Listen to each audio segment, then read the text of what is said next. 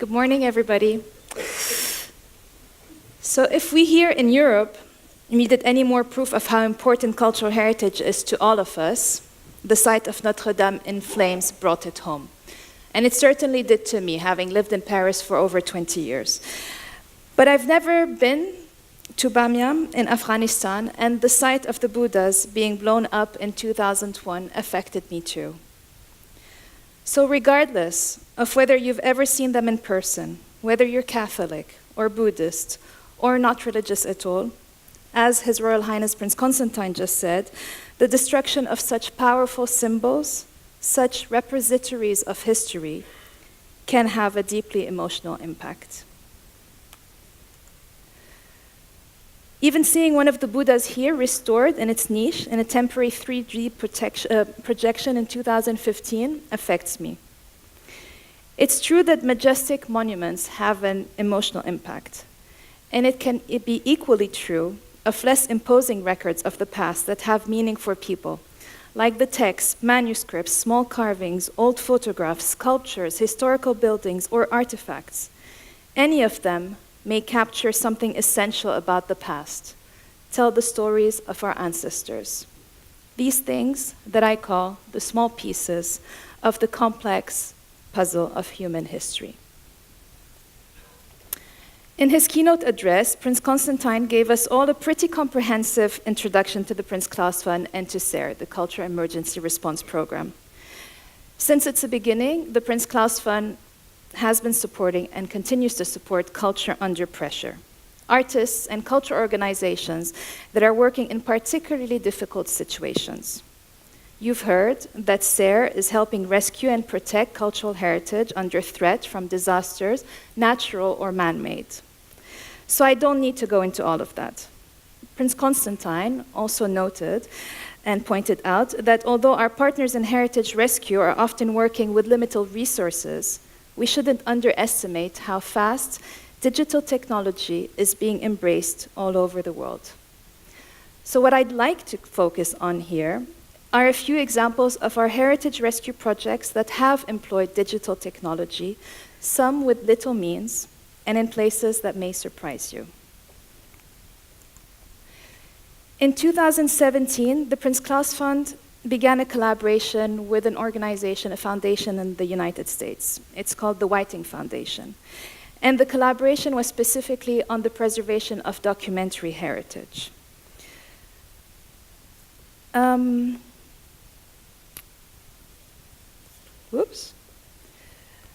We issued a joint call for projects designed to protect and preserve documentary heritage. Our focus was on anything that involved written language, including books, archives, manuscripts, tablets, carvings, or inscriptions. In our first round, we received 145 applications from 53 countries. We were able to approve 15 projects in 12 different countries. And in the second round, we received 97 applications from 55 countries and supported 11 projects in 11 countries. One of the projects was in Libya, a country that is rich in history, but has been in turmoil since the fall of Gaddafi in 2011. The Department of Antiquities in Benghazi had identified 9 sites in the region Cyrenaica, that is known today as Barka, where there were important early Kufic Islamic inscriptions. Archaeologists have mostly concentrated their efforts on Greek and Roman remains in Libya. Little attention had been given to the region's early Islamic history. And many Islamic stone inscriptions were at risk because of the unstable political situation in the country, with ongoing conflicts between the various militias. The University of Durham in the UK has developed an app especially designed with the needs of Libya in mind. So I'm not a specialist in digital technology, but I understand that this app that is called HEDAP, which appropriately enough stands for Heritage Documentation and Protection, both photographs an item and records its exact location. That information gets sent to a central database and is coupled with an image recognition system that allows access to ICOM and Interpol. So in the event that an item is stolen, the police can quickly identify it. This photo just illustrates the length people will go to rescue their heritage. I hope he had a safety net there. Teams in Libya, working together with Durham University, have been able to record over 150 inscriptions in 3 regions so far. A storeroom was reinforced at one site, and movable stone inscriptions were secured there. At another, an active militia has blocked the team from recording, which just highlights the vulnerable situation of these irreplaceable historical artifacts and records. It also illustrates the safety issues for the people trying to document them in our working countries. In the southern island of Mindanao in the Philippines, the mainly Muslim Maranao people are known for their artwork, weaving, crafts, and epic literature. Manuscripts that tell history are mostly still owned by local families. They were put in great danger when the city of Marawi and other towns and villages were invaded in 2017 by armed Islamic insurgents. During 5 months of fighting, many people fled and their homes and many manuscripts were destroyed. We supported a project to locate the remaining manuscripts, to restore and digitize them, and return the restored manuscripts to their families, and provide digital copies to museums, libraries, and educational institutions. The collaboration and cooperation of local organizations is essential. Here, you see 2 researchers from our project partner, the Grupo Kalinangan, working at the digitization facility of the Aga Khan Museum in Marawi City. They told us that the project was an enormous boost to local pride, and I quote, "The project made a remarkable difference in changing perspectives. Manuscript owners became open to the idea of opening their collections to the rest of the world and showing that their documentary heritage meant to them." So it's clear that digitization can't possibly replace lost heritage, but it preserves it. And it makes these primary resources and sources of history easily and much more widely available to researchers, students, and schools. And most important, it assures the communities directly concerned, like the Maranao people, that their records will be preserved for future generations. What you see here is a drone-assisted image from a project that is now underway in Colombia. It concerns 5 unique archaeological sites in the Samana, Rio Claro karst formations. These sites contain pictographs that are drawn and petroglyphs that are carved on the walls of caverns and rock shelters. The inscriptions date from before the Spanish conquest and tell the story of the lives and language of individual communities that lived in the region up to 8,000 years ago. The area was remote, and the region was dangerous for many decades. It was plagued by the war between the government and the armed guerrillas, which meant that archaeologists just couldn't get there to research or document the inscriptions. But they have great historical, cultural, and aesthetic importance, and they have deep spiritual value for indigenous communities in Colombia. The war has ended, but now they are in even more danger because they are located in areas where there is extreme deforestation and mineral mining. So an interdisciplinary team of experts is using high-resolution photogrammetry, drone images, and other advanced technologies to thoroughly document the sites and their surroundings. Afterwards, the results will be disseminated, and a publicly accessible research archive will be put online, and educational kits will be provided to local schools. One thing that I find is really exciting about this project is that it will involve more than 100 landowners where the sites are found. It will create a virtual museum for people to visit online and profoundly change the way this heritage is understood by the regional communities.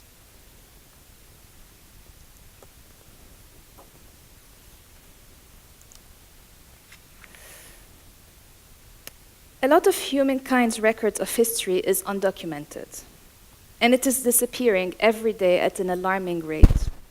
The dangers may come from accidents, bad weather, lack of resources for maintenance, militants bent on destruction, criminals looting for the art market, a lack of awareness and consequent neglect, or some combination of these.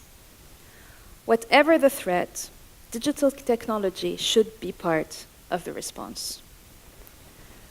Together with the Syrian Directorate General of Antiquities and Museums, the DGAM, and the Center of Global Heritage and Development at the Leiden University, the Prince Claus Fund is facilitating a digital project to try to recover and reconstruct 500 of the most precious artifacts from the National Museum in Raqqa, in Syria, that you see here. Until 2011, the Raqqa Museum had played a key role in the vibrant field of academic research known as the archaeology of Upper Mesopotamia. Its collection comprised the most valuable findings from decades of excavating in the region. The museum showed through its rich archaeological heritage that northern Syria played an important part in the long history of human mankind. It told the story of a shared Syrian experience of diverse ethnic, political, and religious backgrounds going back centuries. There were artifacts from all periods in the long history of human development in the region, from flint axes by Homo neanderthalensis around 40,000 BC, to examples of the first coarse earthenware pottery in the ancient Middle East from around 7,000 BC to a clay tablet with cuneiform script from the Bronze Age and the time of the Assyrians. Then in 2011, as you all know, the political crisis put all of this at severe risk. The museum housed around 6,000 objects that are now considered lost. It stored 500 of its most precious objects in the Raqqa Central Bank, but ISIS took control of the city in 2013, and the bank and all the artifacts were looted. Dutch and Syrian experts are now building on pioneering work already done by DGAM and the Free University of Berlin. They're collecting and piecing together original reports and photography by the archaeologists who excavated Syria's heritage long ago, with lists of items that were stored. They are creating a digital database that should help people recognize and retrieve items that were illegally sold. Also, where possible, they will artificially reconstruct items that were destroyed to create an online virtual museum. And in the process, Syrians are being trained, and awareness has already been raised internationally, which is as important. The Raqqa Museum is linking up with other similar efforts as part of an international network of museums and academics in the field. Sharing information is key. Digitizing heritage will provide essential information for any rescue effort. These kind of connections and exchanges of information are made so much easier now with digital technology. It's now impossible to think of the work of preserving cultural heritage without IT. And it's impossible to imagine it without the collaborations among organizations and experts that share a goal: to rescue our collective human record for generations to come. And that linking up of institutions, local organizations, and dedicated individuals is at the core of what the Prince Claus Fund does. We are always looking for donors, willing collaborators, and suitable partners who understand the urgency and want to have an impact now before it's too late. So, anyone in the audience interested, don't hesitate to come and speak to me. To close, I'd like to thank the Rijksmuseum for inviting the Prince Claus Fund to this conference. It's a wonderful opportunity to meet with more people who share our concerns, and we are eager to hear more about the pioneering work that you are all doing with technology that is transforming heritage rescue. Your work will help enormously in our work so that all people, the past, has a future. Thank you so much. Good morning to everybody.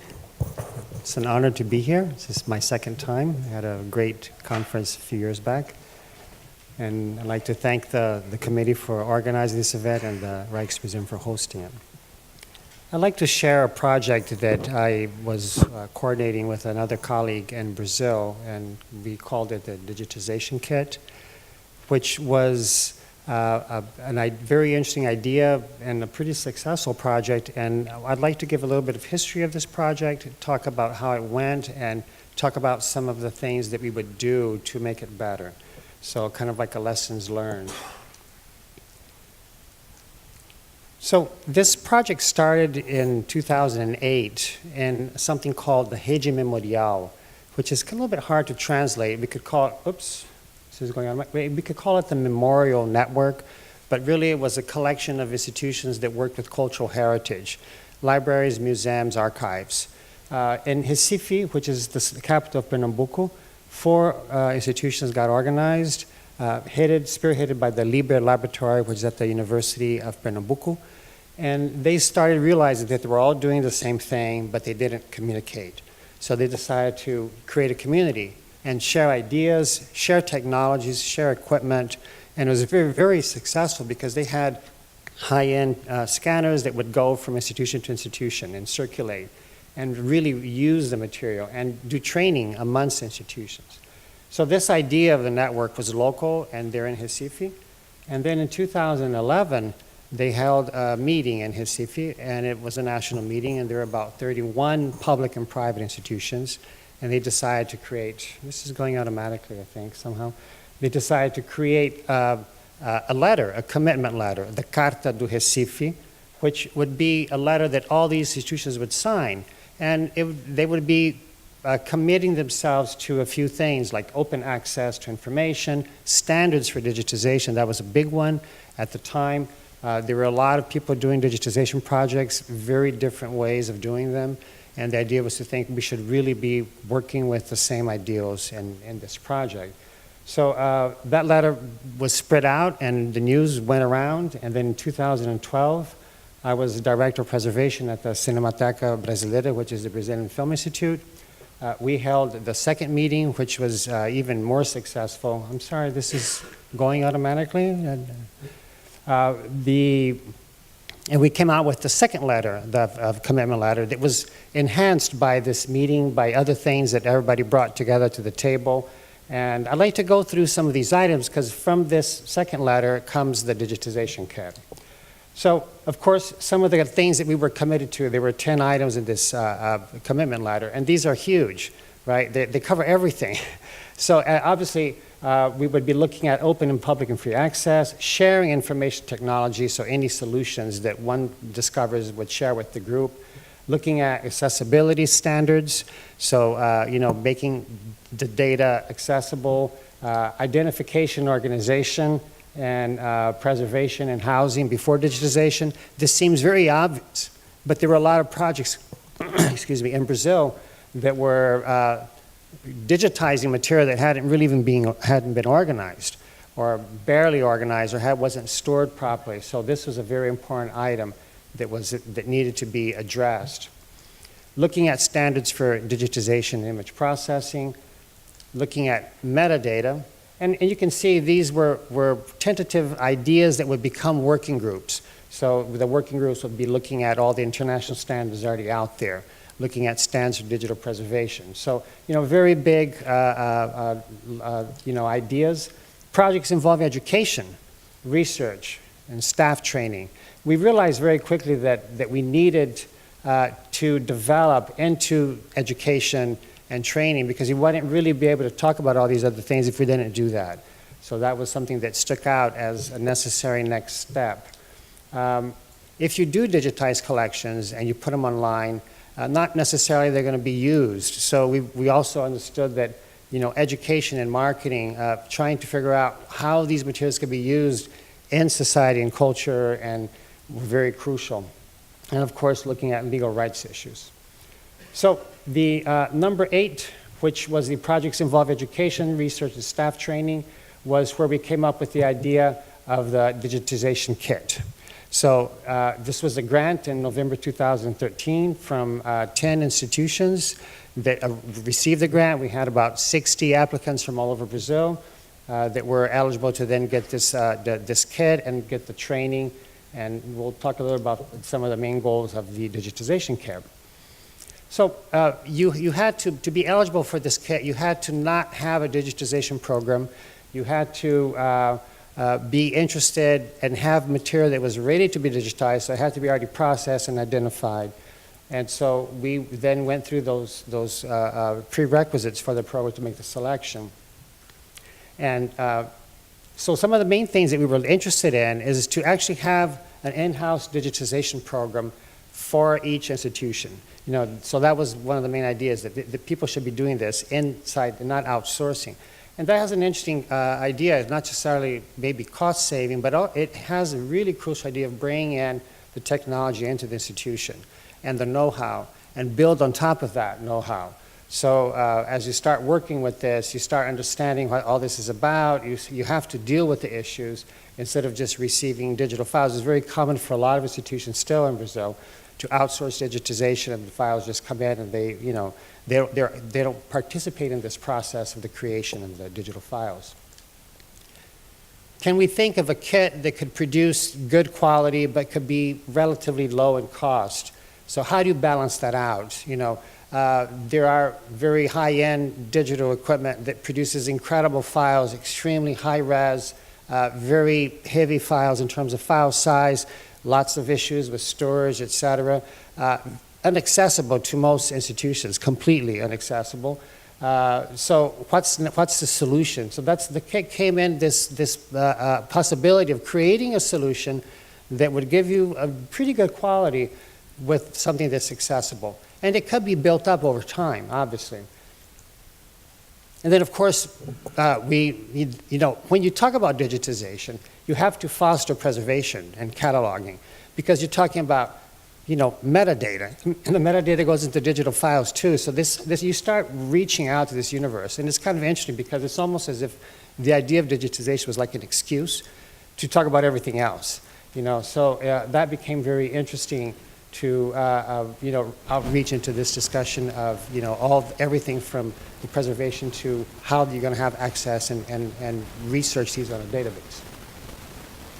Of course, within the idea of quality, we had to discuss the idea of digitization for access and for preservation, and where this fit in, and how they would analyze their collection of the materials, and what that meant for the process they were doing for digitization. And then, obviously, getting hands-on experience had a lot to do with the in-house digitization that I mentioned before. And this was also something that was a surprise to us.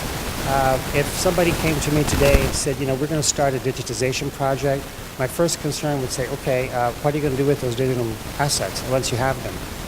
How are you going to store them? How are you going to long-term preserve them? Do you have a digital preservation program in mind?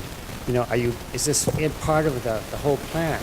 And so it seems like you have to start with the digital preservation plan before you have a digitization program. And but the scenario is that most of these institutions have been producing digital assets anyway.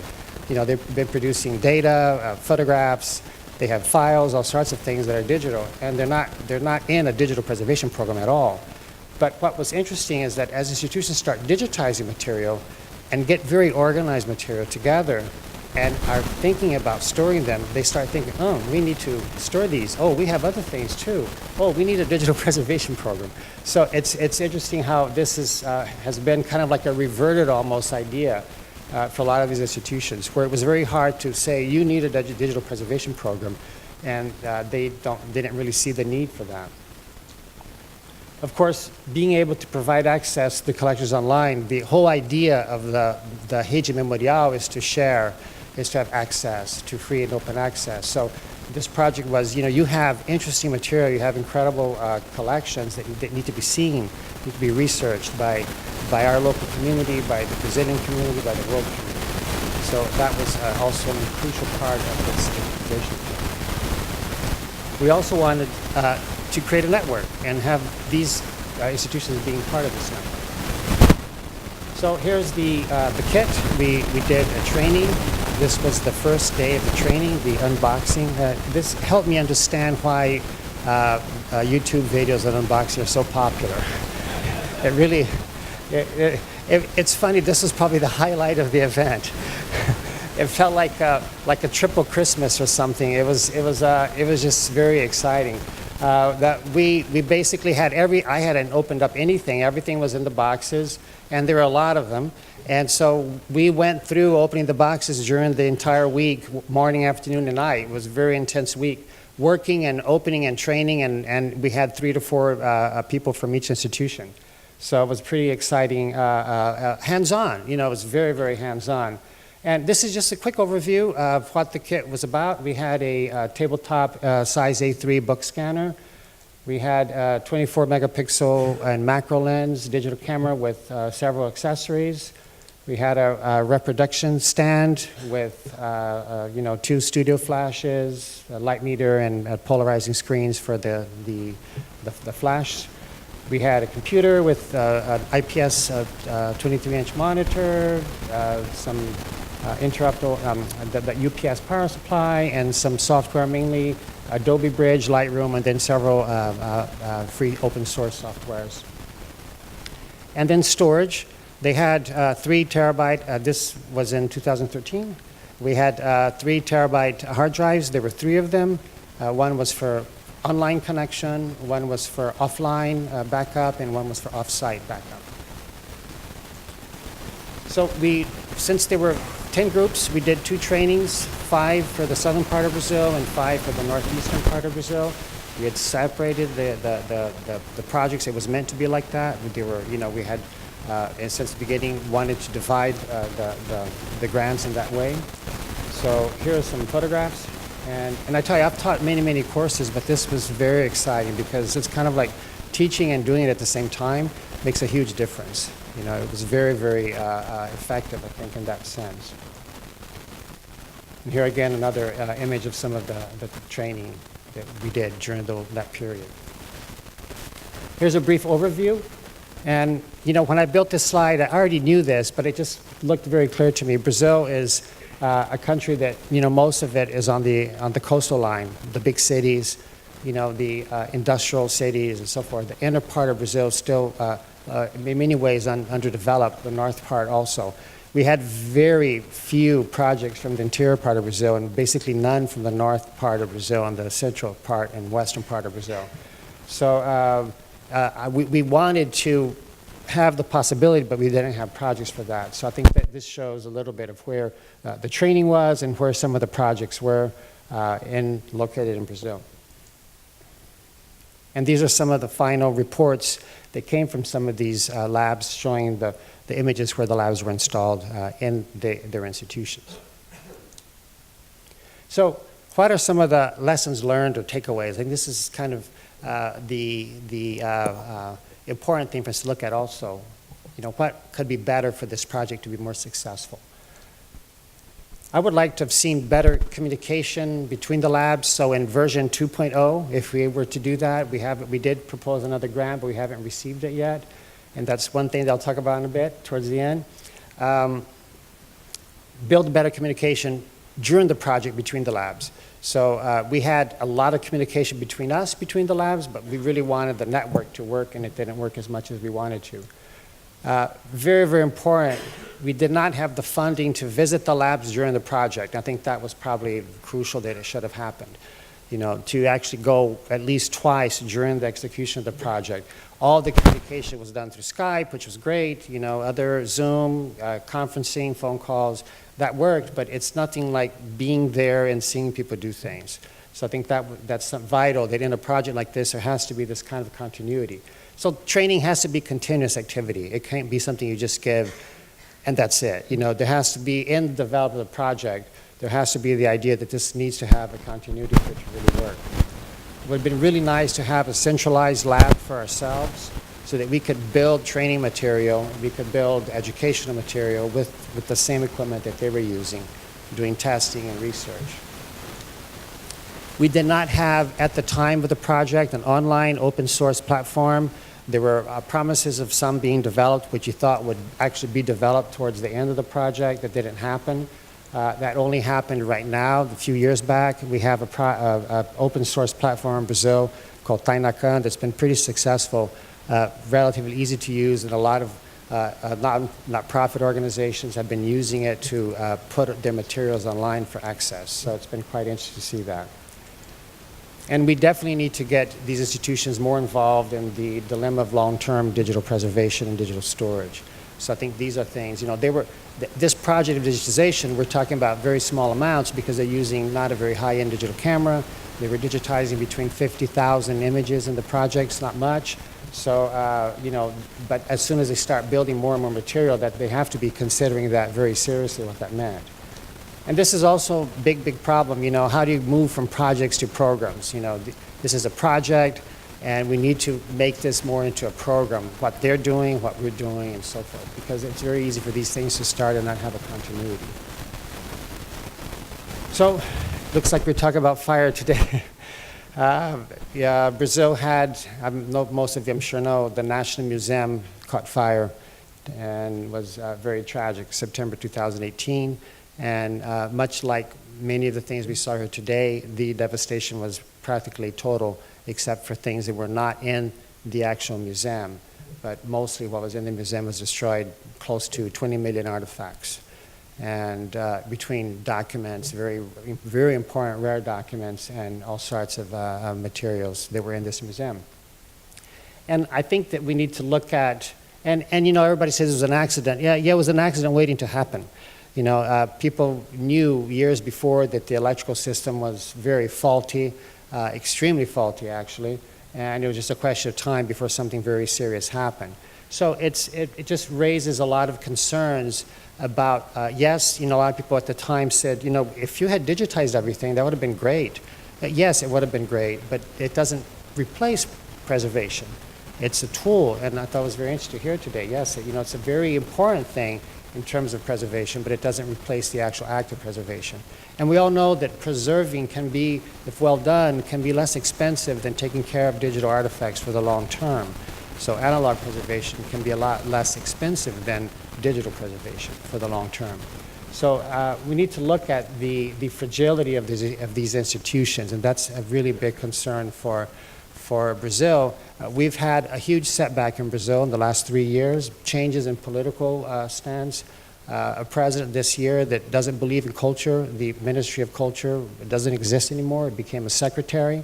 So, a president that wants to take away social science from universities and philosophy, they're not important. So, these are things that are the fragilities that we encounter.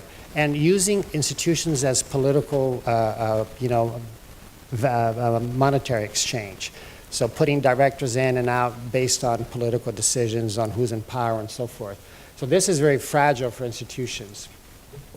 The fragility of jobs, that's also something that we felt very seriously in this project. A lot of the people that came for the training, not everybody, but I would say that at least 30 to 40% were interns that were working inside the institutions. They left. Who was there to pick up the ball and continue the work? And we see that a lot in institutions. They're not hired positions. And in Brazil specifically, to hire somebody, there's a lot of paperwork that gets involved in terms of contracting, and it makes it difficult to maintain those positions. And so a lot of times projects are done with interns, and then the projects are gone, the interns are gone, and you don't have the continuity. So these are challenges that we have to consider also in this whole project. So. And of course, again, the cultural policies of governments and institutions. So those are some of the messages that kind of give us an overview. I had put in a slide, but I think the last version didn't come up here, unfortunately. But I did want to mention, I might remember it by heart, Margaret Hidstrom, she's a digital preservation pioneer, and she has an interesting interview with the Library of Congress website. If anybody wants, I can send it later. And just to close this, because I think it's a very important concept, and if my memory doesn't fail me, she talks about a few things, that the fact that the Western civilization has access to technology and has been digitizing incredible material, and that's fantastic. But the more fragile institutions all over the world don't have access to that. And she mentions that this can create a very skewed vision of history. And I see this within Brazil. The richer cities like São Paulo, where I'm from, there's a lot of, that's my 20 minutes. There's a lot of, I'm done. There's a lot of technology and a lot of development, but it's not happening in even the outskirts of São Paulo and the slums, where there's a lot of interesting projects going on, very incredible projects. So, we see this worldwide and in our own communities. And I think this idea that we don't want to have a skewed vision of history. We want all these organizations that are developing interesting work that have their heritage being preserved also. And I think projects like a digitization kit could be used to help foster this and bring these institutions and these organizations into this realm. Okay, thank you very much.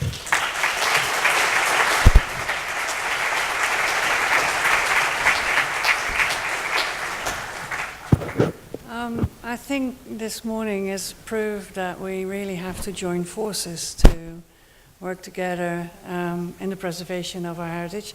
I would like to ask if Jomana and Miller could take a seat, maybe, because maybe there are questions from the audience.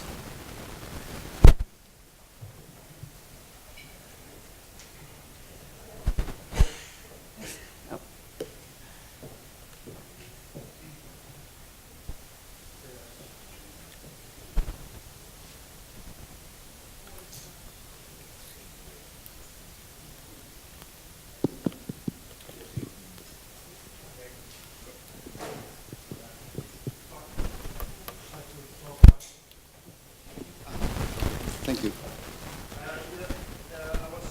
Some time ago I was in Brazil actually visiting the National Archive there, and I was interested in digitization, and the head of preservation told me that they did digitized or they reproduced everything on microfilm because they considered digital reproductions too sensitive, too easy to destroy. So that made me think a question to the Discussfonds, I think. Do you also consider yourself in a position to also look at how to preserve, how to protect the digital material that you are now largely depending on digitization as a rescue strategy? But the protection of the digital reproductions, and the next step, that's maybe a question for the other speaker, to preserve the digital born material. Is that being dealt with in the digitization kit? Well, digitization is very new to us. Oh, yeah. Deborah will know how to answer much better than me in this. I'll pass her. Maybe you want to sit next to me, actually, Deborah. Deborah is actually the mastermind behind the cultural emergency response, so she's much more into the whole program than me. But maybe what I would start by saying, and then I'll give it to you, is we've been very much on the actual safeguarding of the objects themselves and the manuscripts. So digitization is the next step for us. And we know of many organizations like the Arcadia, for example, who are specialized on digitization. So that is, I think, something that they are also thinking about very clearly. But Deborah, maybe you have more? Yes, well, I think what is important to notice is that SARA initially, of course, was set up to be that first responder and to fill that niche. Having said that, however, I mean, we're venturing into this field where we do need to think about what the next steps are. And obviously, this is not something or a field where our expertise lies. However, we do try to create a situation where we hold the fort until other organizations with way more expertise and means in this specific field come in. So after an emergency project, we really look at who are those partners. And over the years, we have created a lot of partnerships already. But for example, I would love to have a conversation with you because I mean, we have approximately 250 libraries and archives from the most remote parts of the world that have reached out to us saying, yes, I want to take that next step in either cataloging, but also in digitization. So we need to talk because these are the kinds of partners that we also depend on to keep the fire going. Yeah, thank you. I think that the born digital assets is a huge problem. And if you look at institutions specifically, and cultural heritage institutions, I feel like we aren't really, in general, we aren't really doing anything with the preservation of born digital heritage. And I've been talking a lot about that. And I think one thing that I mentioned here is that even in Brazil, we've been talking to institutions about, looking at their born digital production and preserving that. And it's very hard. It just seems difficult. I think there are several reasons for that. A lot of institutions don't even have analog preservation in place. And so it's hard to come up to them and say, they're trying to maybe get a certain amount of budget for that, and you're telling them you need like 10 times more money for a digital preservation program, and for digital storage. So it's difficult. But I have seen that with digitization programs, they become more sensitive to their born digital assets. And they start realizing that everything is digital, even their born digital assets, and they need to take care of everything. So I think it's a process.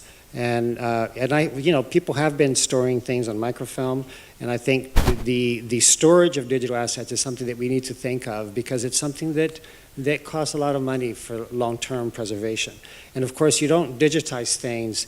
I remember years ago in one institution, they said, we want to show you our digital collection, and they opened up this shelf with hard drives stacked up, and like books. And so we know it's not like that. And for this to invest and preserve these, of course, is a long-term commitment, and it means long-term funding. It's not something that's a program. It's not a project. Oh, you have money now. Oh, we don't have money this month. And that's a big problem. The National Archives had to shut down one of their, or possibly shut down, I don't know what happened, because they didn't have money for air conditioning. And that could affect their vaults for the analog storage. So there are very important problems that need to be addressed. It's a complex issue. But yeah, thank you for bringing up the born digital material. I have one more question of Wim. Yeah, I really like your presentation, and it shows, I think, the urgency of really, in fact, going from projects to strategy, maybe more programmatic thinking. It shows also, I think, the urgency to create bottom-up strategies, because if you are depending on policies and politics, it can be really difficult. So I think this is really a great first step, but do you also consider the concept of train the trainers, for instance, and also looking for more, like, let's say, crowdsourcing projects, because that's also one of the potential benefits, I think, of the whole ICT society we're living in. So what's your perspective on that? Yes, we did actually in this project, I didn't mention here, it was in the last version, I had a little note that in the training, they should also promote local training in their communities. So that was one of the requirements. And several institutions did do that. And it was really interesting to see. They in the report, they had all these lectures that they did with the local university. They brought students in and talked about what they were doing and so forth. So that needs to be enhanced, I think. And we didn't think about crowdfunding and other alternatives for solution. But I also agree with you. We can't we can't wait for things to trickle down from top down. There has to be pressure to change things on top, but we do have to start, grassroots programs, I think, and hopefully, and work both ends of this, at the same time. We can't just wait for, governments to change or decide, we're going to invest in this very seriously now. Prince Constantine mentioned the first 8-course program that we've been doing for the past couple of years. That is specifically for a course on the rescue of cultural heritage. But one of the things that we think is, and that takes place in Washington or in Rome, etc. But one of the things that we think is really important to do is to have these local hubs and regional hubs, because without them being there and being able to be a train-the-trainer for their local communities, it just won't happen, basically. Are there any more questions? Oh, there. I have someone there.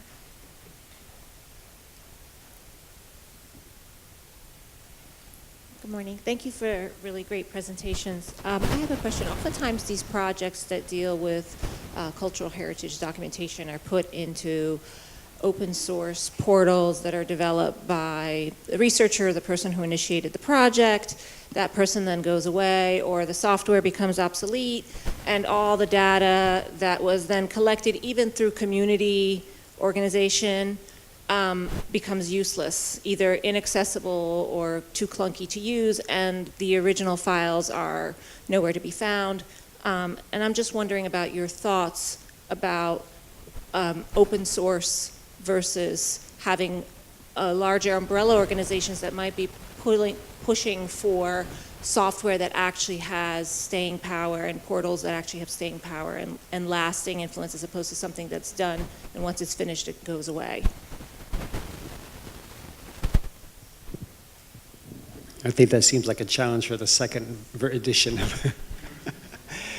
Yeah, it's this is a big problem, and you're right. You know, you have, you know, even this network was most of the main people that were working for it had positions in public institutions, and there was kind of like a political change, and everybody got in a way kind of beheaded.